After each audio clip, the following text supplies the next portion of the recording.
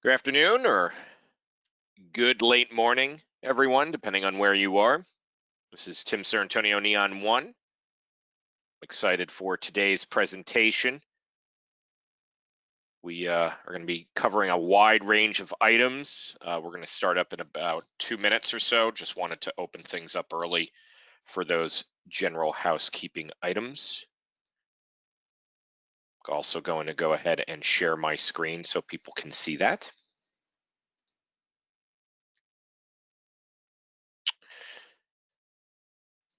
And let's see. All right, it's being recorded right now.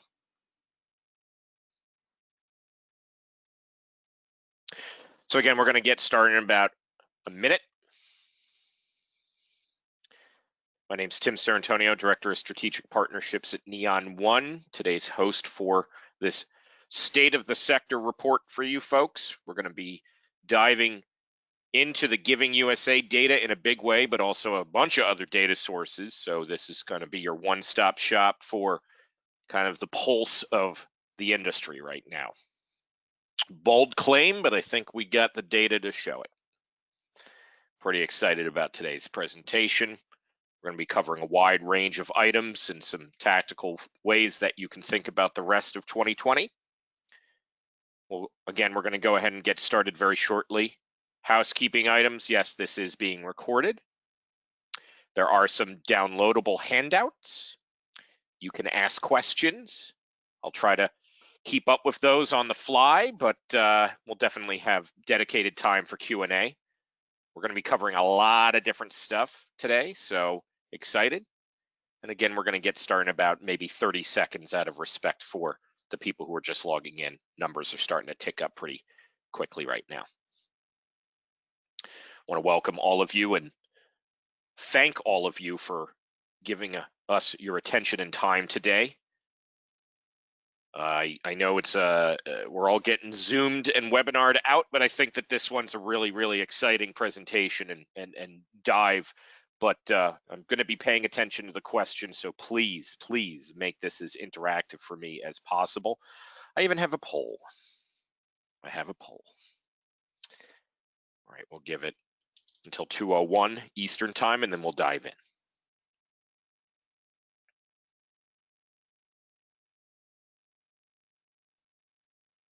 If you also want to start testing out the question area, you could start typing in maybe where you're located. I'm speaking to you from upstate New York personally. Would love to hear where I'm speaking to you from.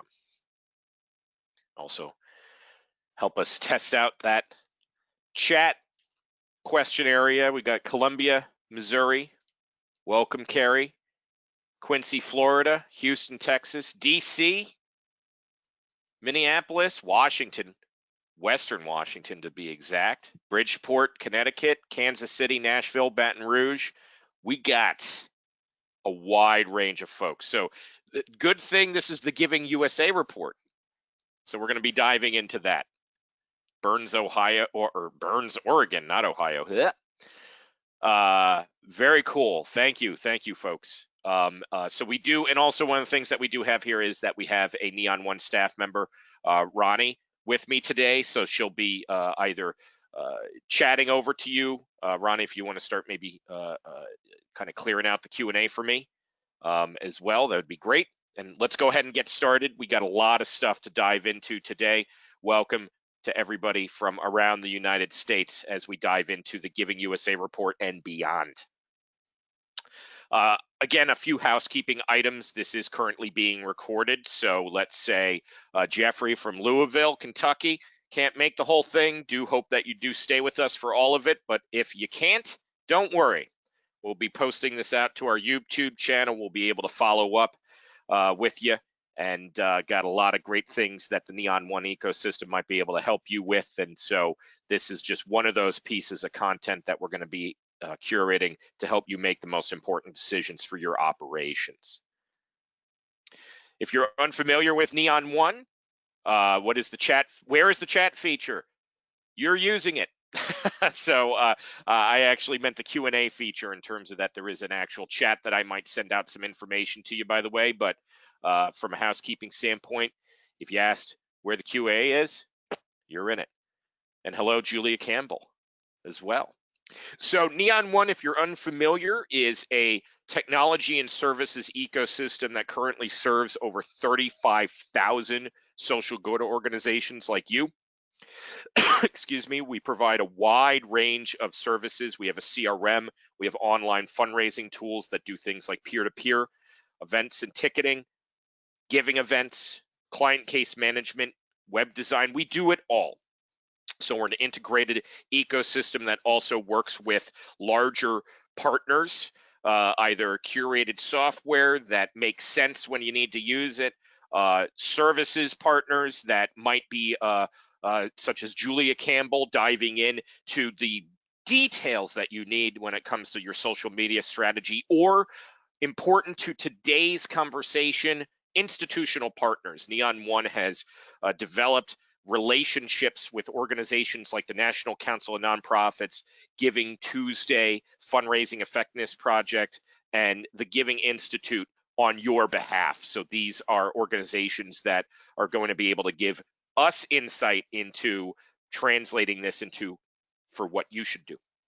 So we're going to get into the specifics. I'm not just name dropping a bunch of things that have the word giving in it. There's actually a lot of great stuff that these organizations do for our industry.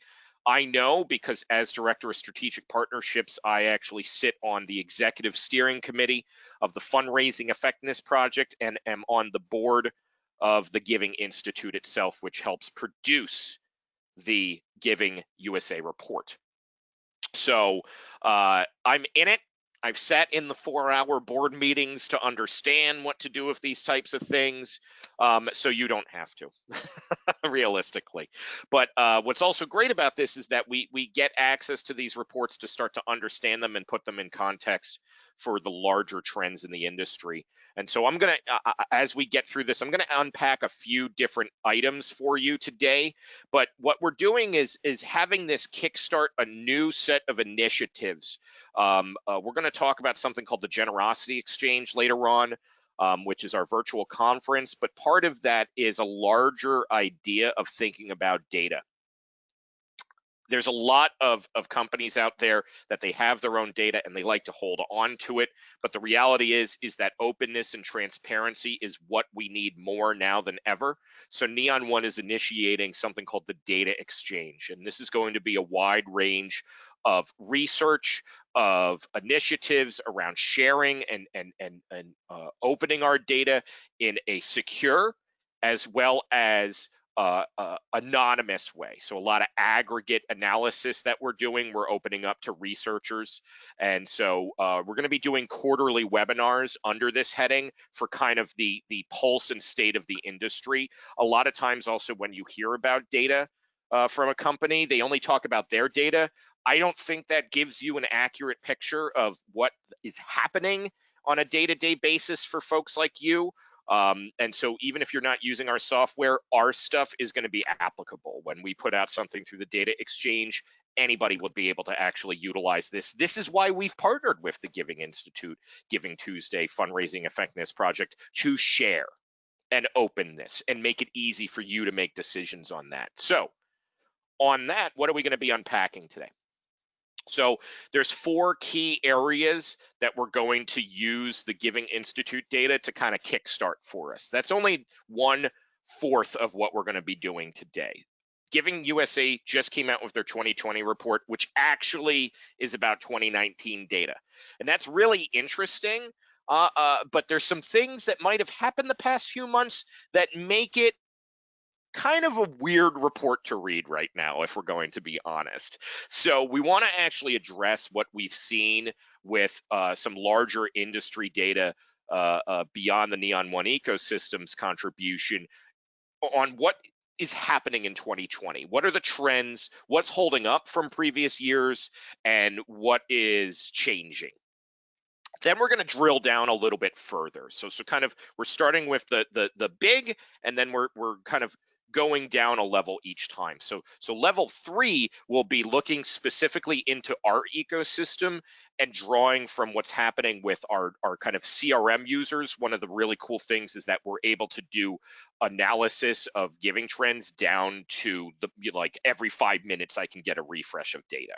And so we actually analyzed what's happening across the thousands of nonprofits that are using our technology to manage their most intimate donor relationships. And we're going to be sharing some trends with you there.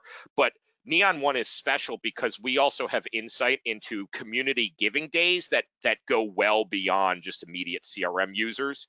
And this is really cool because we can actually see what 25,000 nonprofits are actually doing when it comes to being part of a community giving day. So a lot of times you might think of this as something like Giving Tuesday, but many local communities in many of the cities actually that people had listed here have a community giving day. So we're going to give you insight there, as well as then into the 4th level, drilling down into some specific ways that our client base is addressing 2020 fundraising. So we're going to give you some tactical tips to relate to these larger trends. I always get very annoyed when I attend these large data sessions and then come out of it going, what am I supposed to do with this? We're going to give you some actionable information.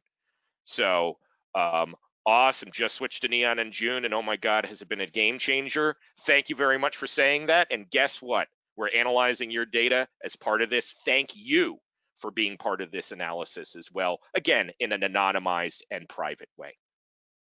So Giving USA 2020, first let's actually unpack the report. So there's some downloadables from the digital pack that they gave us. Technically, I'm not sure if I'm supposed to share that with you publicly, but guess what? You're on the webinar, you can download it.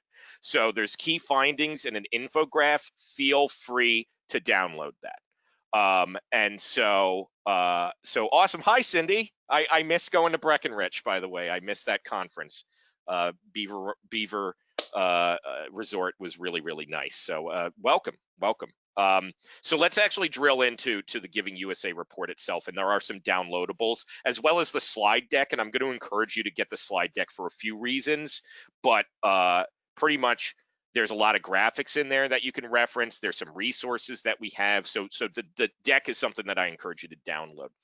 If you haven't heard of Giving USA, or it's a report that you're vaguely familiar with, here's the high-level highlights. It's the longest running annual report, actually dating back to 1956, with the details that we're seeing and really understanding trend-wise, really grounded in 1979 in terms of the data source itself. So this is just like the grandfather of all industry reports. It is looking at every type of giving engagement possible. It's just a beast in terms of what the Lilly School is doing with the Giving USA Foundation. So we're looking at sources of giving. So this is actually going to go beyond individual giving. This is going to look at bequests, corporations, foundation data. Okay, so that's why it's a really cool report. There's other partners that we work with, like National Council of Nonprofits. They actually have a really good website, nonprofitmatters.org, I believe. Amy, I think you're on the call, correct me if I'm wrong, but that's another great report to also look at other revenue sources outside of revenue from fundraising. And it is being recorded, yes, and we will be sharing it, by the way.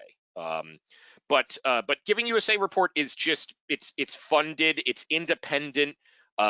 Neon One supports it, but like we have no say in terms of actually editorial content, and that's how we like it.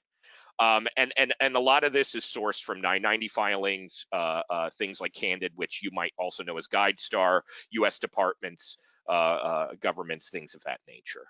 So it's a beast. It's a massive report. They have a methodology that hasn't really shifted since the 70s, and so there's a lot of consistency that we can kind of lean on too. And I have some general thoughts along the way. So So one of the things that is important here is I'm going to present the findings, and you might get some editorial content along the way. So this is my opinion that you might hear around these types of things. So it's important to note that the 2020, it's nonprofitimpactmatters.org. Thank you, Amy. So that's another great report. Check that out. But Giving USA, the data was very interesting this year. And so we've seen the largest, if we look at the pie of overall money that came into US charitable giving from foundations, bequests, corporations, and of course, individual givers, it's the largest that we've ever seen, $449.64 billion. Here's the interesting part, though. For the first time in a while, individual giving comprised less than 70%. So this hasn't happened for a fair amount of time. It was at 69%. So it's still on the cusp. The vast majority is, of course, this pie here. So this is your Facebook fundraising, your checks from grandma, all that type of stuff, right? That's a fair amount of that. Now, giving by foundations, and I'm looking at some side notes if you see me looking off the side here. This includes independent, community, and operating foundations, and so that's about 17%, as you can see. Bequests, which is your planned giving, is 10%, so that's actually continuing to increase, actually. And then corporate giving generally kind of stays steady as the smallest piece of the pie, 5%. And again, we're going to unpack what this generally means, but we're going to look at everything in kind of an aggregate right now. Now, this is also one of my favorite pieces of data. We're starting to do this in a big way, and the Neon One side is an analysis by typically, this is what is termed for like the 990, or when you fill out your Form 1023 as a first nonprofit, you have to choose an NTEE code. There's a kind of large grouping header of these codes that almost everybody uses to kind of group into this stuff. So there's a lot of smaller codes that you might say, like, I'm a faith-based school, or I'm a environmental nature center. There's a code for that, but generally you're going to be grouped under one of these things. And so so there's some interesting data that came out of this. So religion continues to have the largest amount of gifts attributed to it, 29%. Education had the second largest amount, which is 14% of total gifts. And a lot of this even dates back to, I love the book, I always bring it up, Oliver Zunn's Philanthropy in America. There's a lot of historical reasons and institutional reasons in terms of concentration of wealth, why religion and education end up having these large buckets. But we've actually seen some interesting growth in other areas, such as public society benefit and I think international affairs. Those are ones, and also advocacy type organizations in particular saw some interesting increases. So this is always fluid, but I also imagine that we're going to see increases in health and human services, in particular because of 2020 when we look at the data next year. So this is kind of where everybody ended up, but there's some interesting growth that's happening depending on the type of nonprofit that we see. And so we'll kind of unpack that bucket a little bit later on. Now, total giving, when you adjust for inflation, this year was a 4.2% increase in terms of current dollars, and a 2.4% increase in inflation adjusted dollars. That's an important one. The inflation adjusted dollars in terms of like what happens there. Because if you look at money, like what it's worth today versus what it was worth in the 1979 or something, especially once we got off the gold standard and that, all that economic stuff when you get down to it. And I'm not an economist, but I try to pay attention to these things. Inflation adjusted, you always hear this about movies, right? Like what would Jaws actually make today? Like that's the equivalent here. And so the 2.4% increase in terms of the adjusted dollars, That's significant because a lot of times what we're seeing for overall increases compared to the previous year is in like the 2.8 range. So 2018 to 2019 actually saw a lower increase in overall giving, total giving, compared to previous years. So that's a bit of a concern there that we need to keep in mind. And then the trends. In terms of overall trends, some interesting information here. The average year-to-date change in total giving between 1979 and 2019 was an increase of 10.16 billion. So making the current dollar change in total giving between 2018 and 2019 larger than the 40-year average. So that's positive. That's a positive change that we overall saw in terms of just the trend. Now, I think it's important to also look at these things. Year to year only brings us so far, and we're going to get into that in terms of some of the data from other sources. But if you just look at your giving, and here's a tip. Here's a tip specific to your organization. Don't just look at annual giving. Don't look at 2019 and 2018. Don't look at 2019 to 2020. Look at 3 years. Look at 5 years, and then use that to understand your trends. All right. So it's a lot more interesting to look at a trend from 2004 to 2019, which, which when you get down to it, kind of ended up, like in the same. But look, 2018, which we're going to start to talk about some data relating to the last recession, for instance.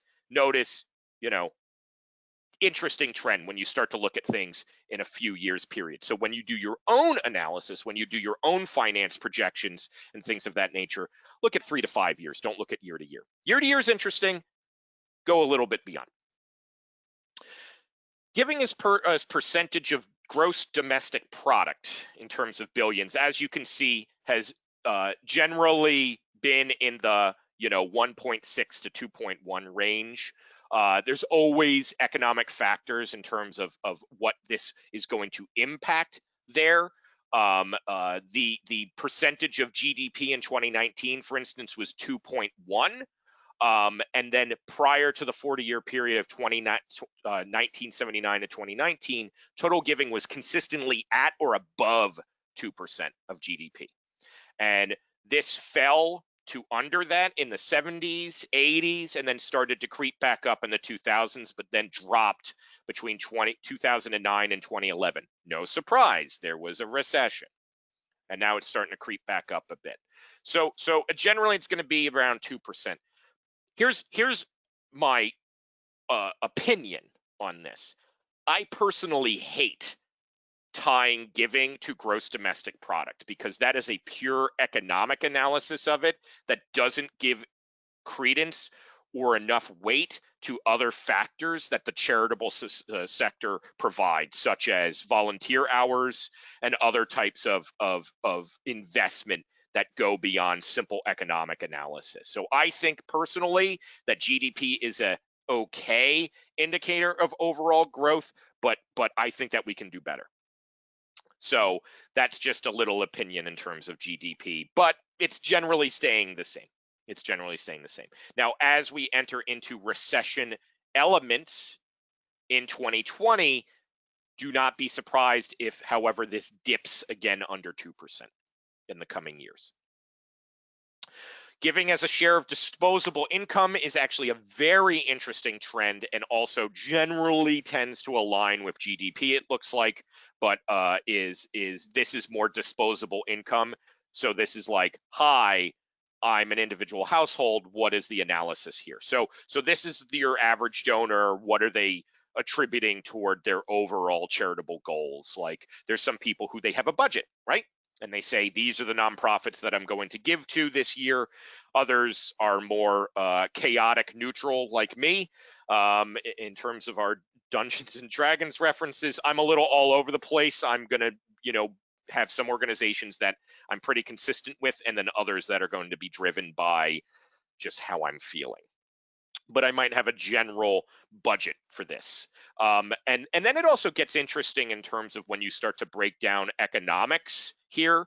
I think that can be its own session in terms of what quote unquote lower economic givers give versus high net individuals. There was actually a report that just came out that from the Milken Institute that actually said that the extreme high net individuals are giving less than probably your average donor when you get down to it in terms of percentage of overall income. So that was an interesting report to kind of unpack there, but there's definitely economic differences when you start to drill down further into this. Corporate giving as a percentage of pre-tax profits, we're not going to get into a long-form discussion of Jeff Bezos or anything like that, but as you can see, it is typically a lower percentage than the average individual giver. So, and then remember, corporate giving overall is the smallest part of the pie. So my opinion is that if we're going to chase corporate money, that we do it in an extremely strategic way. And Amazon Smile is not that. I have a lot of opinions on Amazon Smile, but we do not need to get into that. So that is our general kind of breakdown that took us through the entire key findings of the Giving USA report. Amazon Smile, the worst. Thank you, Julia. And so that's Giving USA. So just quick summary thoughts is that 2019 data is interesting to look at, but 2020 is a whole different ballgame, folks. Time is a flat circle. That's why I put this GIF. What's going on in 2020? Because the game is different, or is it? So what's interesting here is what happened last time. So let's actually look at a little bit deeper data from Giving USA 2013 when it started to take into account the last time that we had a recession. I personally got my start as a grant writer in 2008. That's how I entered the industry. So that was a fun learning experience. I shifted to individual giving very quickly, but if we start to look at what happened, there was a dip, especially when we start to hit not in necessarily 2008, but actually once we start creeping into years beyond when the recession starts. So I'm going to ask a little poll here before we get into some of the other deeper items. And the poll is, and I'd love for you to be honest, and this is an anonymous poll, so I'm not going to know, nobody's going to know what you say. So the poll is, where do you think your own fundraising is going to come in this year? Is it above your expectations? Is it right in line with what you were expecting perhaps in the beginning of the year? Is it below your expectations? So when you were projecting this out, getting your budgets ready, things of that nature, we have about 53%, almost 60% voting. I'm going to leave this open for another few seconds just to get the crowd engaged. Below, other people are saying it in the chat. Okay, I'm going to close it and I'm going to share it for just a moment. 13% above our expectations. That's great. No, for real, that's great. There's certain organizations, especially depending on what type of nonprofit, that have seen a surge. 29% say it's right in line with what they're expecting. Almost 60%, 59% say that's below their expectations. And in general, I would say that this is an accurate spread in terms of what people are seeing in general in the industry. We've had an increase in giving, but it is most likely tied to our giving event. So we're going to get into that types of data in section 3 in terms of what we're seeing with our own client base. But what I think we need to mentally prepare for is a slump. So this is from one of my favorite analysis of the pandemic from Better Fundraising Company. This is from that, and also Jeff Brooks in terms of, this is a graphic that I've rolled out a lot. I'm going to be honest. I lean on this to kind of help me mentally think about what's happening here. And we've seen this. This is the bump. This is when everybody started asking. We're going to get into those who did not ask, but we are going to see a bit of a slump. I think we're about to head into that in the coming months. And I'm sorry to say, folks, but I think that this is going to take a bit. I think that December, we're going to see our traditional bump back in, kicking off with something like Giving Tuesday, but I do not personally think we're going to see the surge until 2021.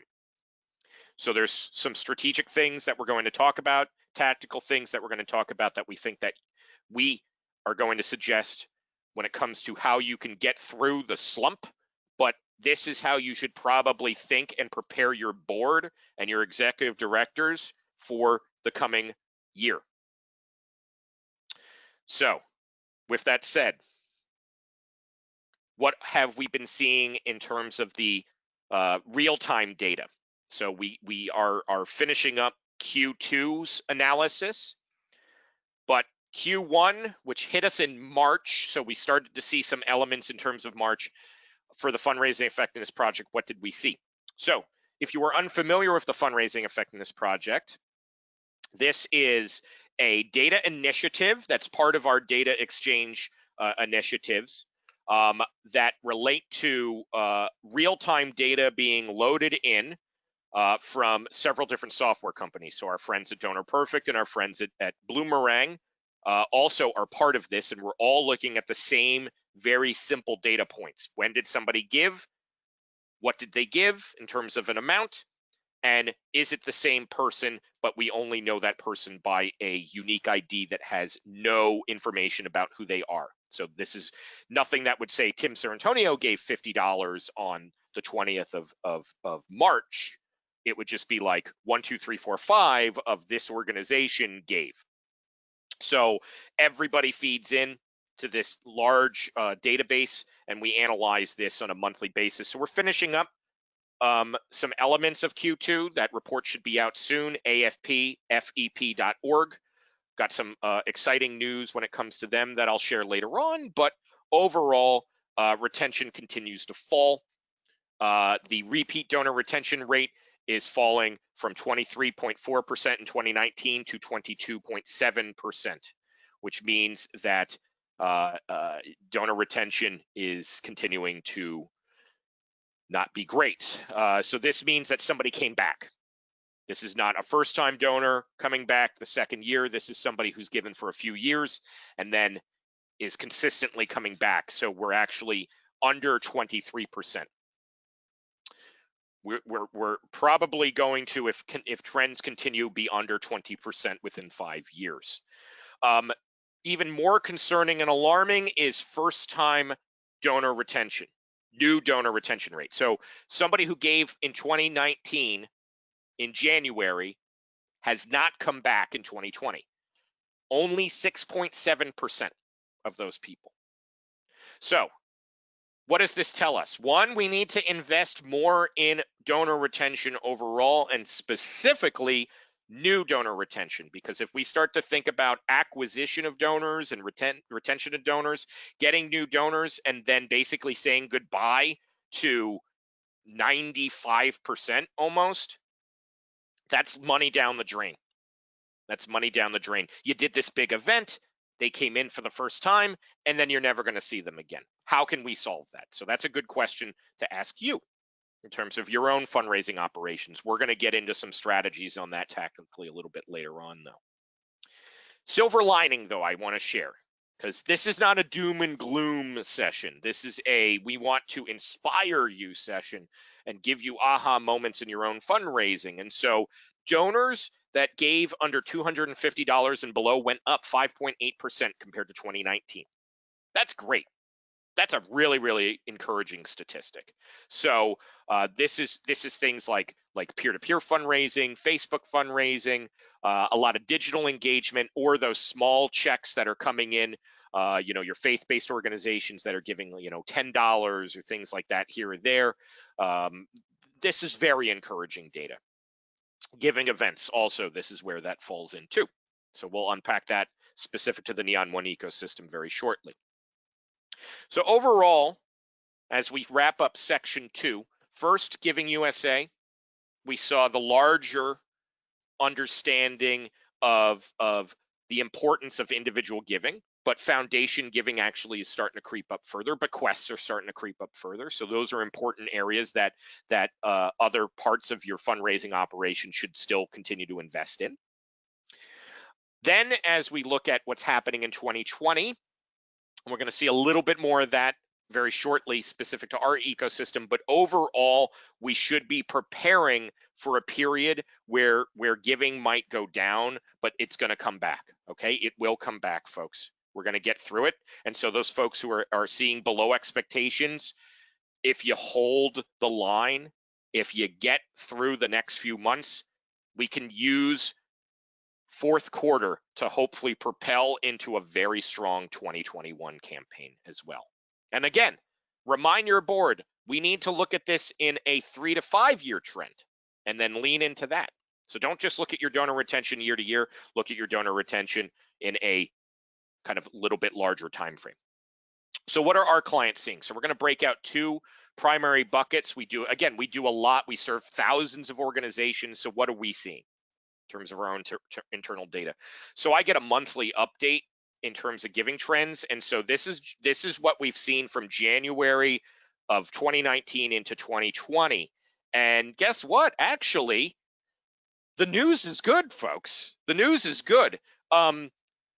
Now, here's the funny thing, and this is where we get some real talk from me. I talk a lot about things like online fundraising, Facebook fundraising, stuff like that. Vast majority of giving is still being driven by good old offline donations, checks, cash, stocks, things like that. And that's our major donor bucket, so to speak. But you can also see large gifts being made online, and you can also see small gifts being made through offline channels.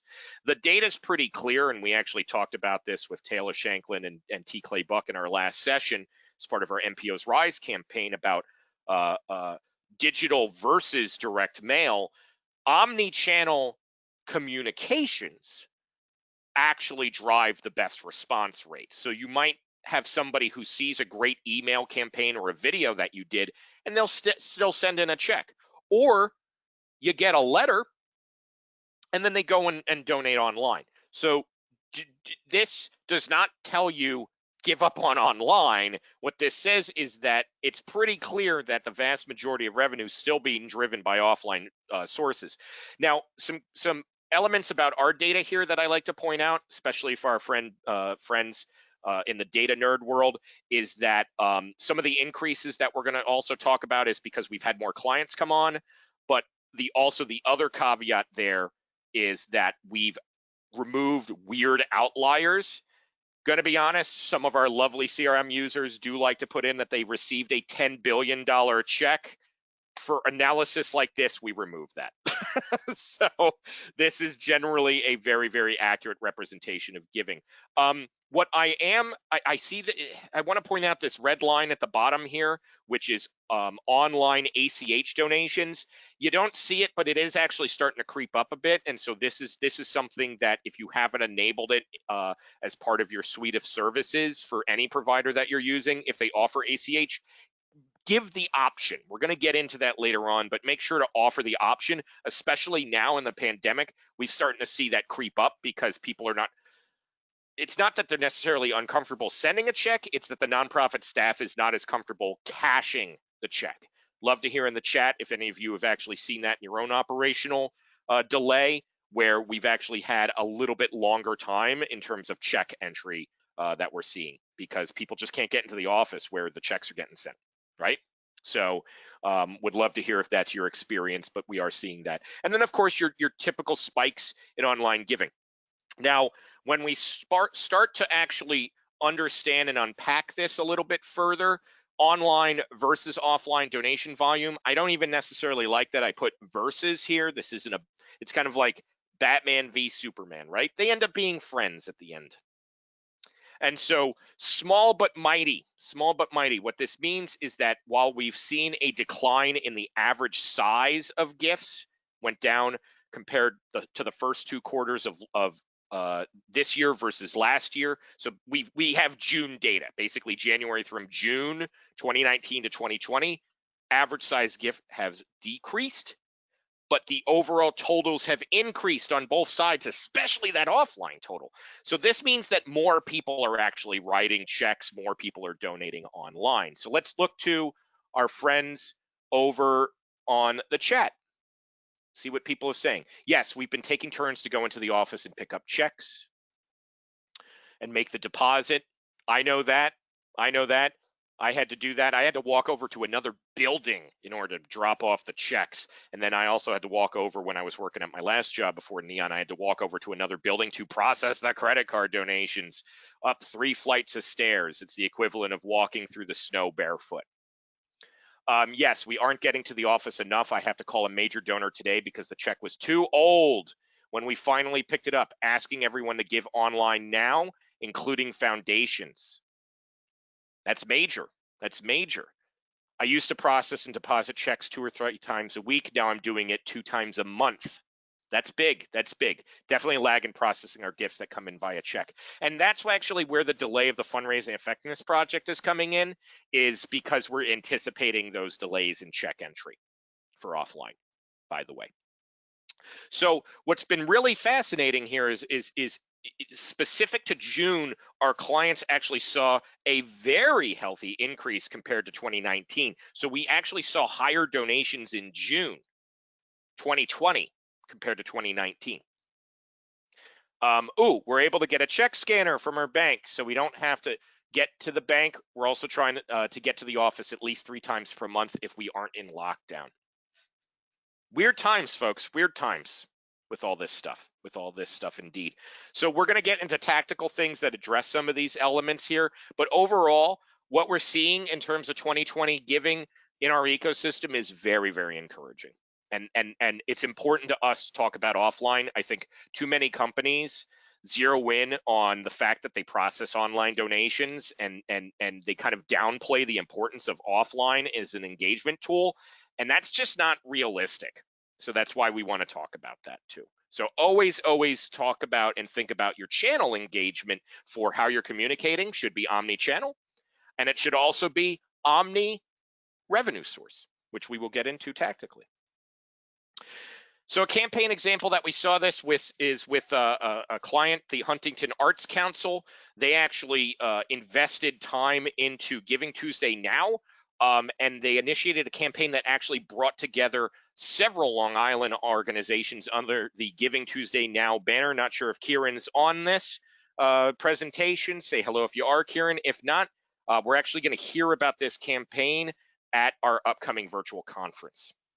And they did it by leveraging video content to tell their story. They had a very clear call to action, and they talked about the arts and the importance of the arts. And we're going to get into that messaging in terms of what we saw a little bit later on in terms of early coronavirus messaging. Let's shift into giving events. So we saw thousands of organizations and the healthy trends there, but what's actually been extremely encouraging is giving events, which is the idea of a community foundation, a state association, puts on a day or series of days where people can go donate, and they go to one site for donors, and then they can give to multiple nonprofits in the community. And so we, as part of the data exchange, have actually started developing the industry's first key performance indicators. We've been able to do that for individual giving data, but there was actually a really surprising lack of data benchmarks for giving events in the industry. So we're making them based off of the data that we've worked with for Giving Tuesday and the Fundraising Effectiveness Project. We said, okay, but giving events are different. They happen once, so we can't necessarily exclusively look at retention there as a good indicator. So there's other indicators that actually say, is this going to be a successful event? And so it has been gangbusters. And so what's really interesting is that the number of participating nonprofits has gone up. That's always a good, what's a giving, oh, okay, Chris Strub, one of our partners who exclusively focuses on giving days, just asked what's a giving day. I just gave that definition. You go to one website, you donate, people celebrate it in the community. It's really cool. And so what we've seen is that the average number of participating nonprofits across all our giving days, and we have them rolling throughout the year, but a vast majority are in May, interestingly enough, April and May. If the number of nonprofits goes up on the giving day in terms of their participation, generally that is a very good sign for the success of the day, as well as the success for the individual nonprofits. So Tactical tip if you're an organization, if you do have a giving event that you can participate in your community, do it. Get onboarded there. There's a bunch coming up in the fall. There's, of course, Giving Tuesday as well. Do something in some way. Scheduled donations, which is people either donating in advance or scheduling their donation to fire off their credit card or donor advised fund or something like that on the day itself, went up a massive amount compared to 2019. No surprise there, though. And then peer-to-peer donations, we have consistently seen this information, this type of data go up. Regarding Neon and retention data, I don't think your widget allows more than year to year. To look at a 3-year range, we do have, there's the widget report, and then there's also other types of reports that you can run in terms of the specifics of ranges there. So definitely something that you can leverage within the platform in terms of the built-in widgets. Some of the reports do that. The primary one is year to year, but you can definitely run some executive reports for a time range for that.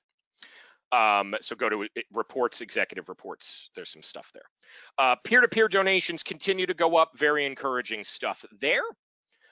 So these are people who are asking their network to donate on a giving event. Gangbusters, really, really exciting stuff there. Gonna get some water, if you'll excuse me. Excuse me, thank you.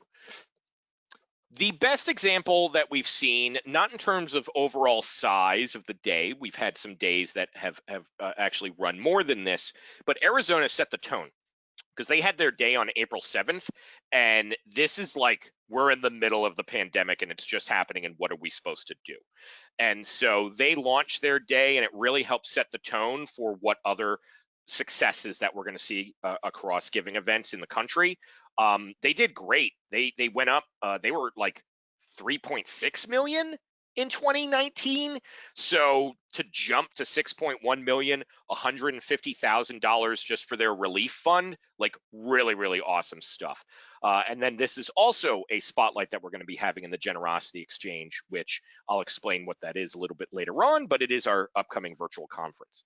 And so hearing these stories from actual practitioners is very important to us. And it's because of this type of stuff, because what we were able to see is what works and then give guidance to our other giving event practitioners to say, okay, this is what we think you should do. So now we shift into section 4, the crystal ball. What should we do next? What should we do for the rest of 2020? What should we think about? So there's a few key elements that we're going to unpack here, and of course we're going to get into some general Q&A as well. First, don't decide for your donors. So I had a conversation with Sesame Workshop earlier this week because they're going to be presenting at our virtual conference as well, and this is one of the things that they were concerned about. They said, you know, originally, look, we're Sesame Street, right? We're not an essential worker. We're not a healthcare nonprofit. What can we do? And they ultimately said, we can't make that decision for our donors. And so organizations that did make that decision, that basically said, well, it's not the right time to ask, unfortunately, they are really not doing well. Those are the organizations that are behind in their fundraising. The organizations that actually did ask, and especially the ones that effectively asked in a donor-centered way, they're doing fine. And so that's the advice that we've been saying. Please ask. If you, for some reason, still don't think it's the right time to ask, I'm going to implore you, now is the time to ask. And ask, and ask, and ask, and then thank, and thank, and thank, and thank, and thank. So thank the donor for the fact that they're giving, by the way. Sesame Workshop actually started extending out peer-to-peer capabilities. They started seeing people tell their stories.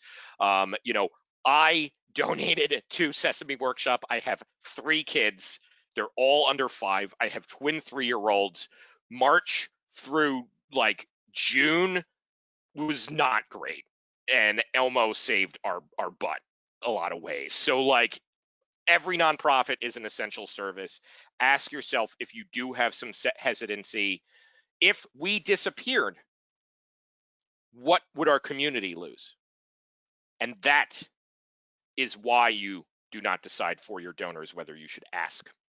Okay, so that's one example. Meet donors where they give. This is another one. The donor experience is something that I don't think gets enough attention from organizations. They might rely on a PayPal button, or they don't think about their landing page afterwards. And so the few things that you can do on a very simple basis is make it clear how somebody can give to you and give as many options for giving as possible. So tell them where to send a check. Accept credit cards, accept all major credit cards. You know, there's donors who are giving Bitcoin. There's services that can do that. We have a partnership with one as well. Donor advice funds talk about how to do DAFs giving. So we actually did the NFL's Draftathon. You might have seen Kevin Hart talking to different people and stuff like that. So when we hosted that, we offered up text to give. We had online donations. I donated personally through Google Pay. Apple Pay actually had a really high spike in its usage, which was surprising because typically that doesn't make up a lot. And they raised over $7 million for 6 different charities. And so, you know, they had live streaming and they had different ways that people can give. They made it very clear how people can give. And so this is just another example. Think about your own donor experience. Like, ask a friend, go to my website and give, and tell me how easy it is. And one of the things that always infuriates me is, like, if you send out an email and then it says like give today, don't send them necessarily to the landing page that then they have to click another button to go to the donation page. Just send them to the donation page. So little things like that. And so in terms of certain Neon One products, actually we do, there's some, you know what? Somebody's asking about text to give, Apple Pay, stuff like that. We could definitely talk about that. And there's some really exciting things that we're going to be announcing in a few weeks when it relates to these types of donor experiences. The short answer is depends on the product. The long answer is everything's going to have it. Get your Plan V ready. So Plan V, plan virtual.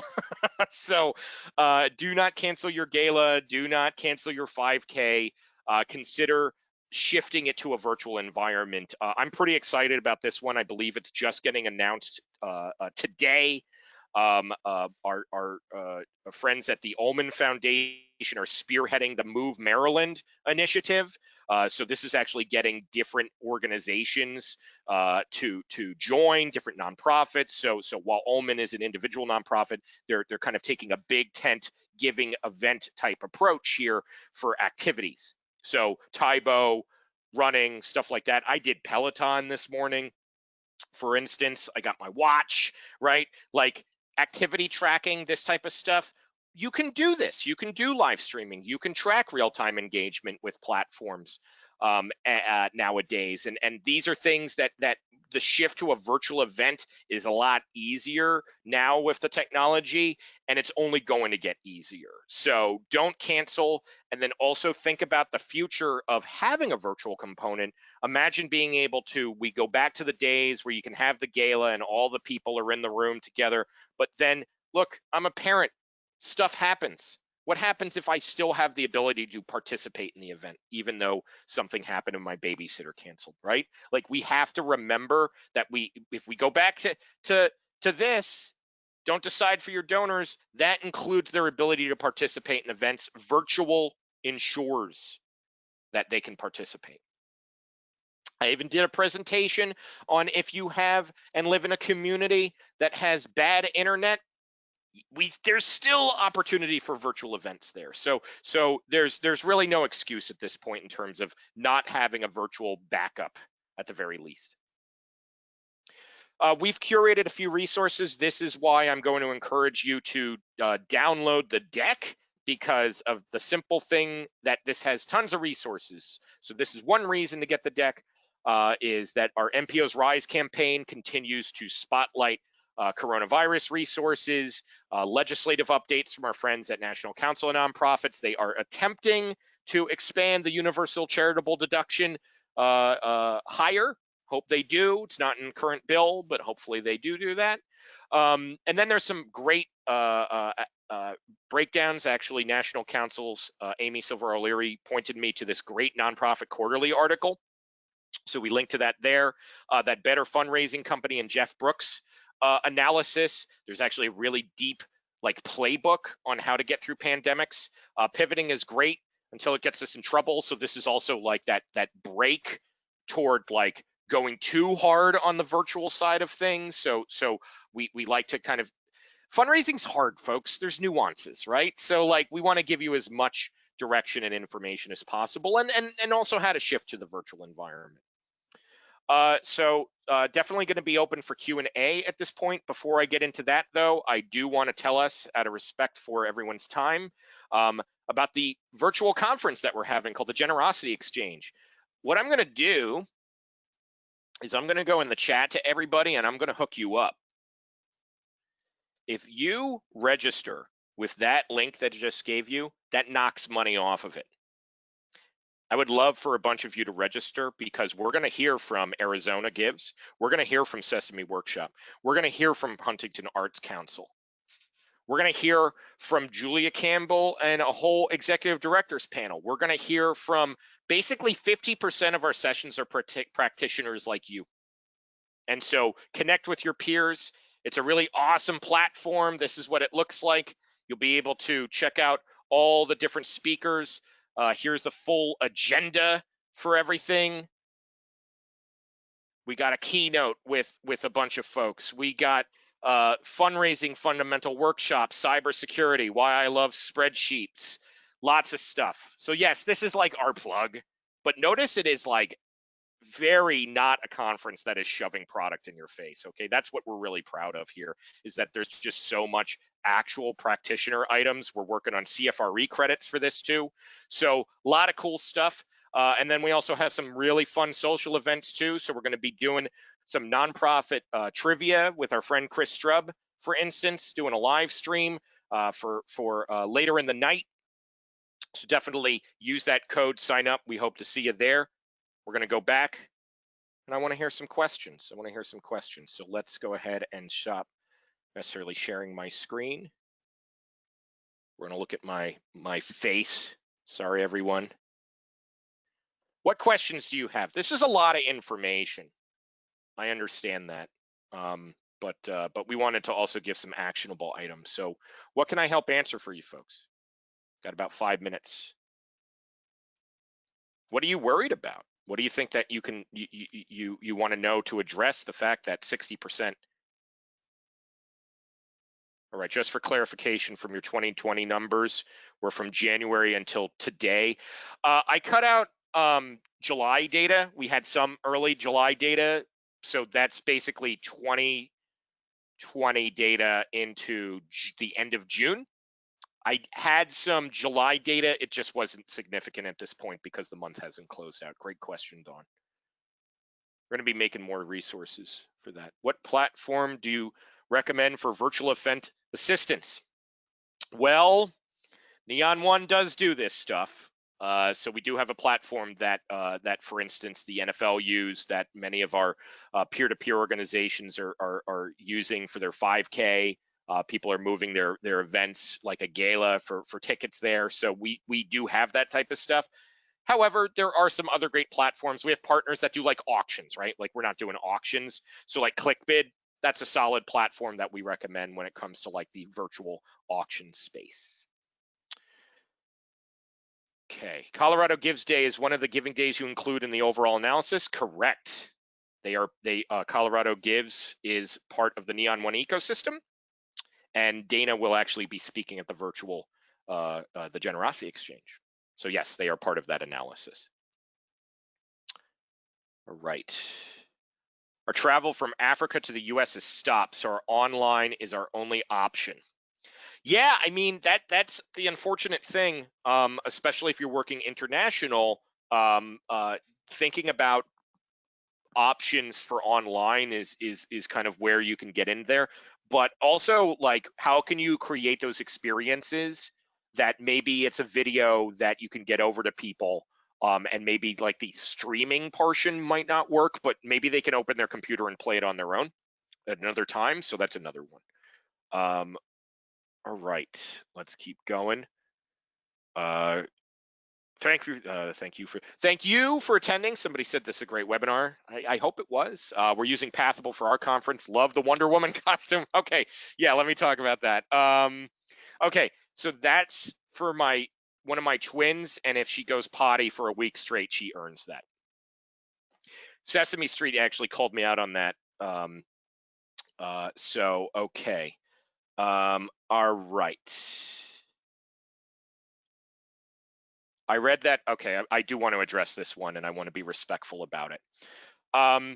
I read that Blackbaud experienced a data breach for their insensitive data at rest. Are there plans to adjust how Neon encrypts data as a result of the data breach?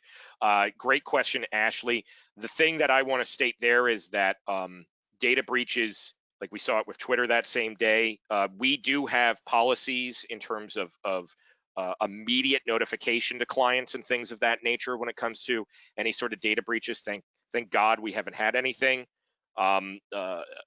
really there. You know, we have the typical fraud stuff that we work with our clients on, but nothing like what Blackbaud experienced. And look, I feel for them when it comes to that. To answer your question explicitly, oh yeah, like we work on our data stuff all the time. I've been saying for years that I'm worried about the donor data breach that's going to come.